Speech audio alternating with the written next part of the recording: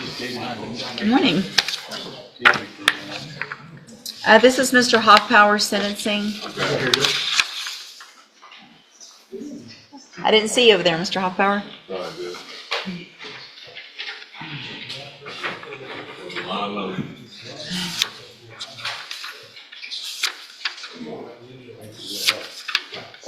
Good morning. Good morning. Are you Crystal Boen? And Ms. Boen was previously in court, entered a plea of guilty to theft of property, a state jail felony. That agreement was for a 4-year deferred probation with a $1,000 fine as well as restitution in the amount of $9,400. I've received the pre-sentence report. Have y'all all had an opportunity to review that report? Yes. Yeah. And any additions or corrections or? There's a lot of history, we understand, but discussed it with counsel also restitution. Speak up, I'm sorry. I just want to make sure the court knows restitution, most of the main issue we're looking at, get some of that money back. I've got 1, 2, 3 and a quarter pages of criminal history. Hold up, 3 pages of criminal history? At this point, the courtroom isn't just discussing one mistake, it's reviewing a pattern. And judges pay serious attention to patterns, because prior history can completely change how much trust the court gives you. Well, there's a lot of stuff that wasn't dismissed.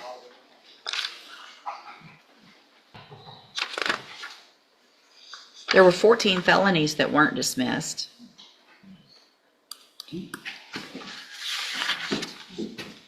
At least 4 or 5 misdemeanors that weren't dismissed. I understand the restitution, and y'all know my position on that already this morning, but there's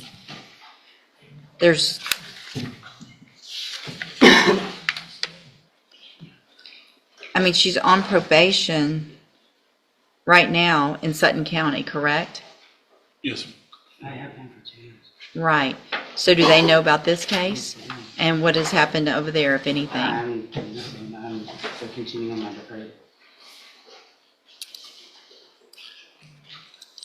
Because I'm actually supposed to start nursing school. I can't understand you. I'm supposed to start nursing school.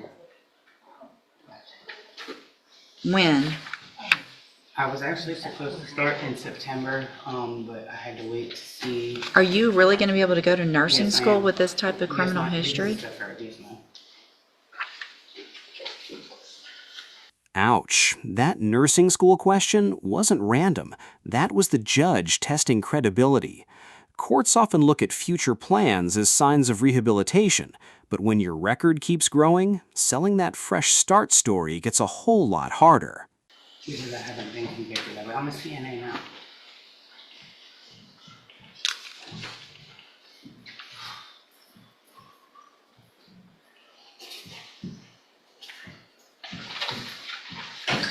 Where do you live now? In Houston.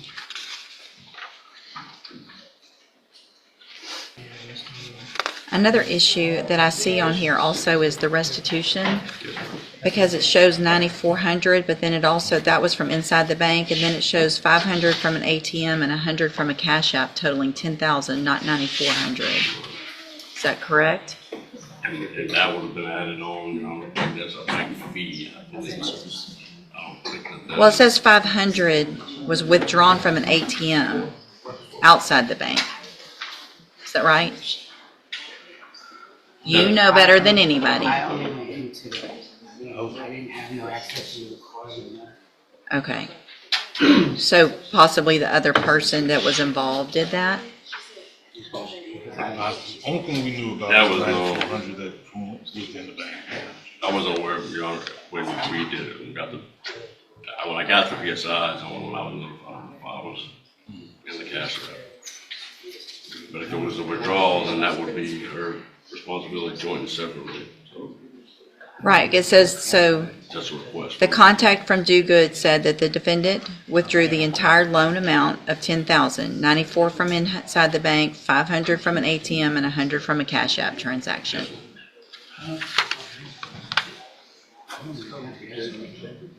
It doesn't matter if you did it or if the other person that you were with did it.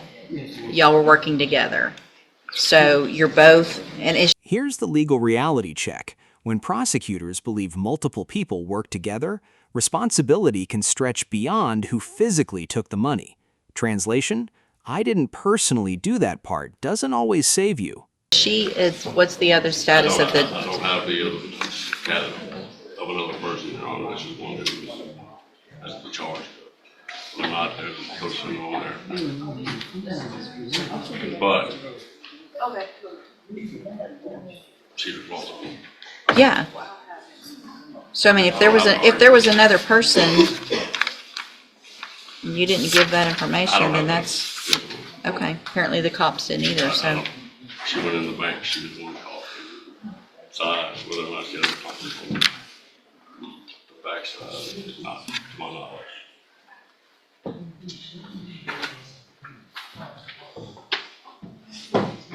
And hold on, so the probations in Sutton County, have they been transferred to Harris County? So you're going in person in Harris County? Yes, ma'am.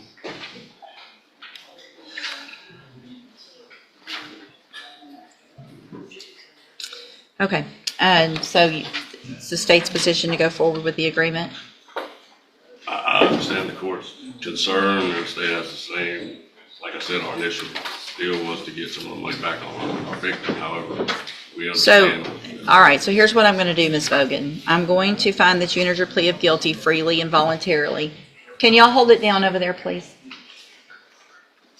I'm going to find that you entered your plea of guilty freely and voluntarily, find sufficient evidence to find you guilty.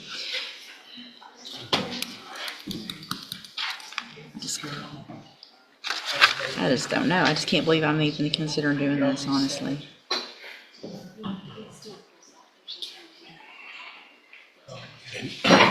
I'm not. I can't. There's no way. It has to be straight probation, and I realize that that's going to potentially. This right here is the turning point. You can literally hear the judge wrestling with the decision in real time. 14 prior felonies plus similar allegations, that's where plea deals start hanging by a thread. It have some issues, but I can't with 14 prior felony offenses, same type of thing. So I don't. you do. No, I don't. No, I don't. Okay. How many do you think you have? I have 3 here and one back home. Okay, you have lots of them that were at the same time for different offenses. And I was never convicted, never charged. Yeah, you did probations for them. Forgery of a financial instrument. Don't talk over me. March 3rd of 2008, Harris County, 180 days in jail, so that one was reduced. March of 2014, forging identification cards in Cuyahoga County, Ohio, 1 year probation.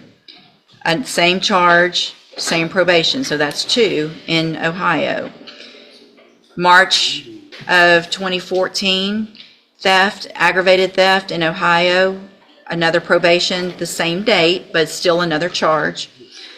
March of 2014, attempted drug possession, pled guilty, 1 year probation. March of 2014, same thing in Ohio, possessing criminal tools, probation, all of that. It was at the same time, but still different cases. November of 2014, forgery, 2 cases, got probations in those. I'm going to run out of fingers. March, another one, a theft, aggravated theft in Ohio in 2014. Then we go to Sutton County, Texas, and you have 5 continuous smuggling of persons for pecuniary benefit, and that's the 10-year probation that you're on in 5 different cases. Okay. That's not correct. No. Okay. So how many cases are you on probation for in Sutton County? It all ran together. I understand it all. It's one. It doesn't run, but that's not how it works. Yes, ma'am. Yes, ma'am. When it runs together, it just means you're serving it at this.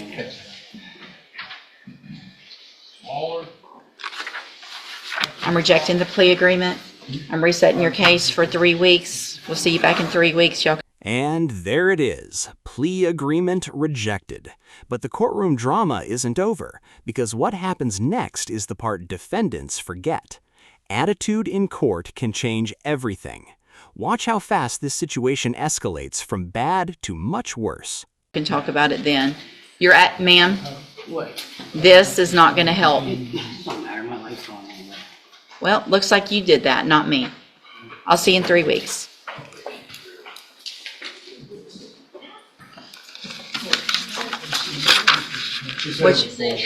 Come on, hold on, get her, don't let her go. Come back. What? I heard bullshit. Everybody heard it. You said you're bullshit. Come back. You're a lawyer. I told my lawyer he was bullshit. I didn't say this. You don't talk like that to anybody in this case because he didn't do this either, you did. He got me the plea. He did get you he did a great job. I'm going to find at this time that your bond is not sufficient because of your attitude and because of your I gotta go to work. So I'm gonna lose my job and everything too. Well, maybe you shouldn't cuss at your lawyer. Maybe you shouldn't have this attitude here in the courtroom. I'm going to raise your bond. What's the bond currently set at?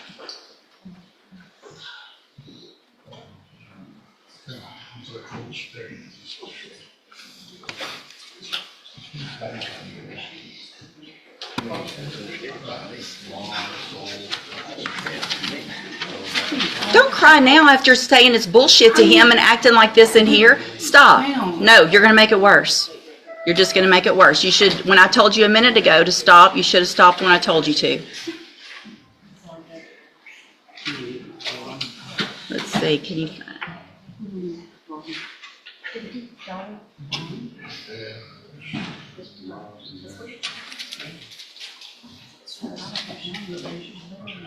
All right, I'm going to set your bond at $25,000. Go back with the bailiff.